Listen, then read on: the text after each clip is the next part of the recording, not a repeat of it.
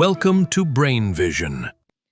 So continuing on with our work around physical chemistry in this podcast series, so just to have some context, drying is the process of removal of moisture content in a substance which can be used mostly in food products really.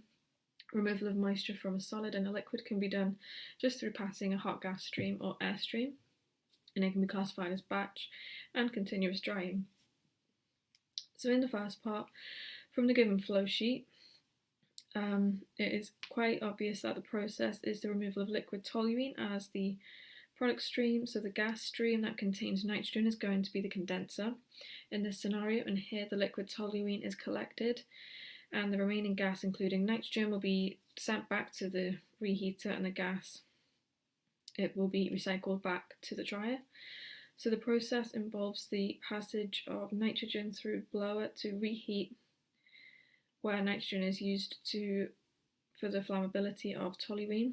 So the equipment like condenser and reheater is used to reduce the venting of toluene out from the process due to its flammable nature. So liquid toluene from the condenser will be used as a byproduct and can be used as a solvent in all sorts of different chemical processes.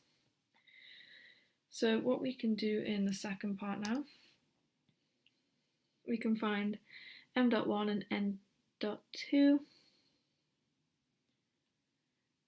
We can use relative saturation for RH to find gamma 1, use the gas and liquid equilibrium to find gamma 3, use the general balance to find N.1 and N.3.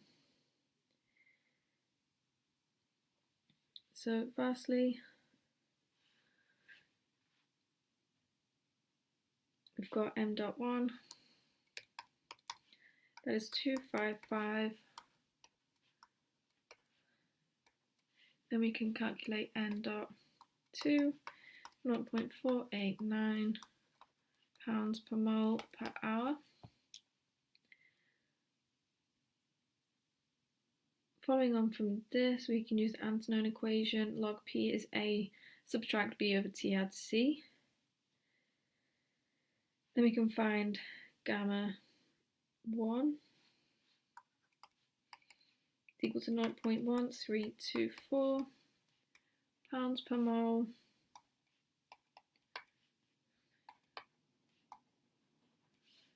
Following this, we can find gamma 3, that is 0.0538 mole T V over mole. We know that N1 will be 5.875 pounds per mole per hour, and N3 will be approximately 5.387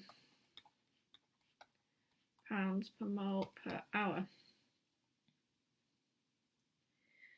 So moving on from all of these different values we've got, we can let the circulation rate of dry nitrogen M.N2 be 1 for 2.8 pounds per hour, because we took 5.875 multiplied by 1, take away 0.1324.